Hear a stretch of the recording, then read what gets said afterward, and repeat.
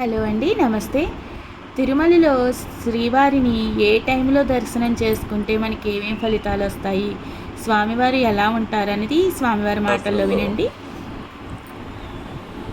విశేషంగా చెప్పబడిన ఒక సత్యం ఏంటంటే,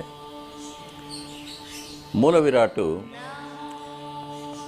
ఉదయం సమయంలో బాలావస్థలో ఉంటారు, మధ్యాహ్నం యవ్వనంలో ఉంటారు, సాయంకాలం వృద్ధాప్యంలో ఉంటారు అని,